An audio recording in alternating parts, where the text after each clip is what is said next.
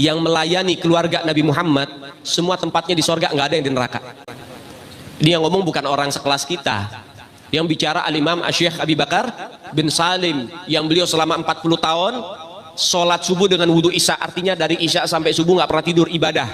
Pertama. Yang kedua, setiap hari sodakohnya potong kambing 1000 ekor buat ngasih masyarakat makan. Yang ketiga, setiap malam dia bagi-bagi yang namanya roti untuk makanan para pengemis, sampai di zaman beliau nggak ada pengemis sama sekali. Yang keempat, beliau duduknya nggak pernah bersila macam kayak kita, duduknya itu tahiyat akhir. Ketika ditanya sama muridnya, wahai Syekh Abu Bakar bin Salim, kenapa engkau nggak duduk di kursi emas? Engkau ini guru di atas guru, semua para wali-wali itu di bawah kakimu, engkau pantas duduk di atas kursi emas, kenapa kau duduk di lantai dengan tahiyat akhir seperti duduknya seorang budak? Apa kata beliau? Bagaimana mungkin aku bisa duduk bersila ketika setiap aku duduk di hadapanku ada baginda Nabi Muhammad. Jadi ngelihat Nabi bukan mimpi ya godoh, lihat nyata.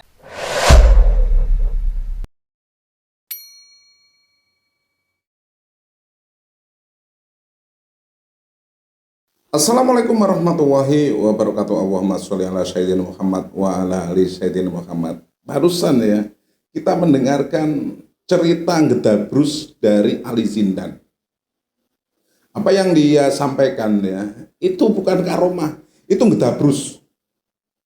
Karena tidak ada satupun hadis, tidak ada pun ya di kalangan para sahabat ya yang berjumpa dengan baginda Nabi besar Muhammad SAW itu bertatap-tatapan, apalagi ini muncul ya, dimanapun setelah beliau wafat.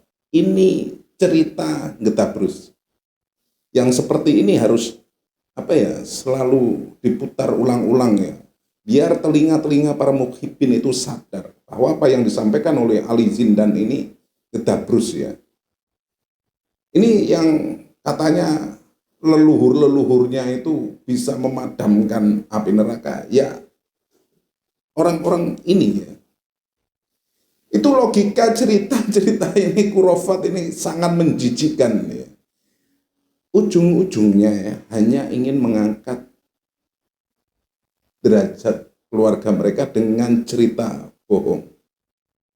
Bagaimana kelanjutannya? Kita simak bareng-bareng ya. Nanti kita reaksi juga ya, apa yang disampaikan Ali Zindan ini menurut sobat santri itu bagaimana? Ini dia videonya, silahkan. Saya cari di sorga nggak ada. Saya cari di sorga nggak ada. Kata masyarakat apa? Ya kali di dalam neraka, coba dicari dulu dalam neraka. Apa kata Syekh Abu Bakar bin Salim? Orang yang melayani keluarga Nabi Muhammad, semua tempatnya di sorga, nggak ada yang di neraka. Ini yang ngomong bukan orang sekelas kita. Yang bicara Al-Imam Asy-Syaikh Abi Bakar bin Salim, yang beliau selama 40 tahun sholat subuh dengan wudhu isya, artinya dari isya sampai subuh nggak pernah tidur, ibadah. Pertama. Yang kedua, setiap hari sodakohnya potong kambing 1000 ekor buat ngasih masyarakat makan. Yang ketiga, setiap malam dia bagi-bagi yang namanya roti untuk makanan para pengemis, sampai di zaman beliau nggak ada pengemis sama sekali. Yang keempat, beliau duduknya nggak pernah bersila macam kayak kita, duduknya itu tahiyat akhir. Ketika ditanya sama muridnya, wahai Syekh Abu Bakar bin Salim, kenapa engkau nggak duduk di kursi emas? Engkau ini guru di atas guru, semua para wali-wali itu di bawah kakimu, engkau pantas duduk di atas kursi emas, kenapa kau duduk di lantai dengan tahiyat akhir seperti duduknya seorang budak? Apa kata beliau? Bagaimana mungkin aku bisa duduk bersila ketika setiap aku duduk di hadapanku ada baginda Nabi Muhammad. Jadi ngelihat Nabi bukan mimpi ya godoh, lihat nyata.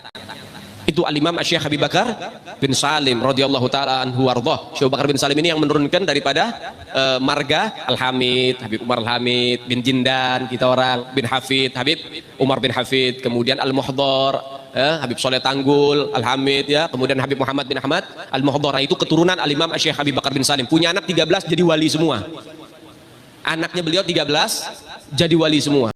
Nah, itu tadi ya, sobat santri di manapun Anda berada ya, kita sudah menyimak keseluruhan apa yang disampaikan oleh Ali Zindan ya.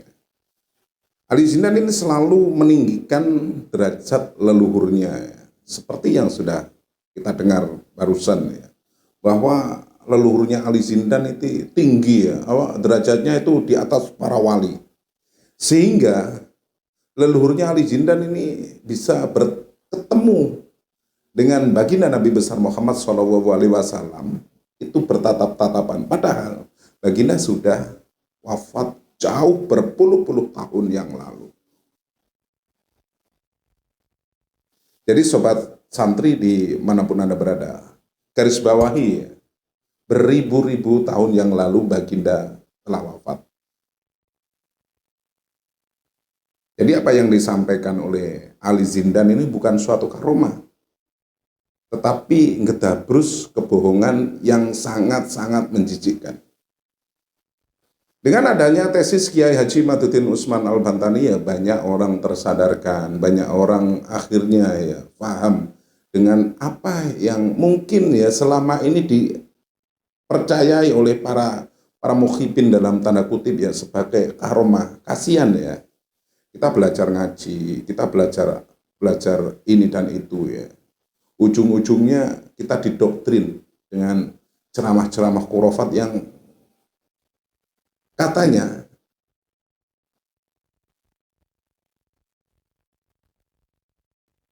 kasihan juga ya, kita itu belajar, sudah lama belajar Al-Quran, hadis, dan lain sebagainya.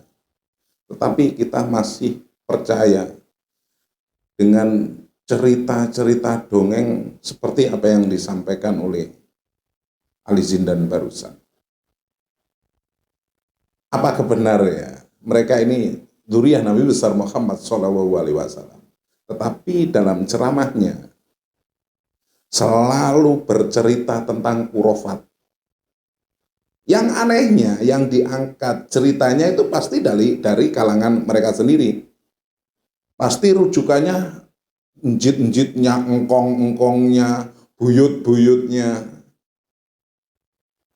Untuk apa ya? Untuk mengangkat derajat keluarga mereka.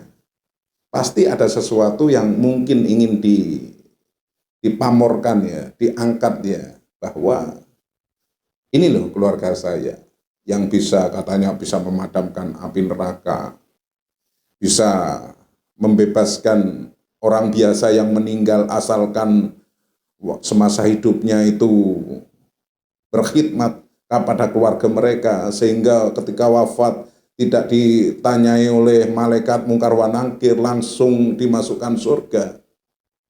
Cerita-cerita seperti itu, khayalan-khayalan seperti itu, dongeng-dongeng gedabrus seperti itu ya, seharusnya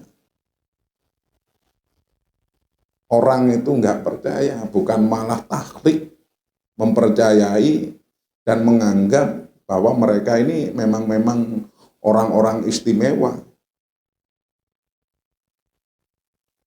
Kembali ya, sobat santri di manapun Anda berada, semoga dengan apa yang kita tonton barusan ya, kita semakin sadar dengan tesis Kiai Haji Maduddin Usman Al-Bantani yang sudah jelas-jelas ya, sampai detik ini belum ada yang bisa membatalkan tesis Kiai Haji Maduddin Usman Al-Bantani bahwa Mbak Alawi ini nasabnya terputus. Ya, jadi apa yang mereka ini sampaikan itu selama ini dongeng ya.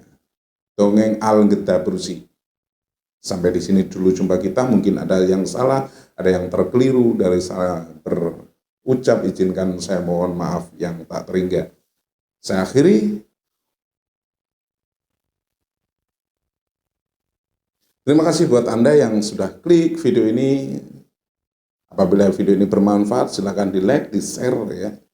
Jangan lupa buat Anda yang belum subscribe channel ini, silakan subscribe. Karena biar setiap channel ini upload video terbaru, adalah orang pertama yang mendapatkan notifikasinya. Terima kasih dan saya akhiri. Wabillahi taufiq wal hidayah. Wassalamualaikum warahmatullahi wabarakatuh. Tetap semangat.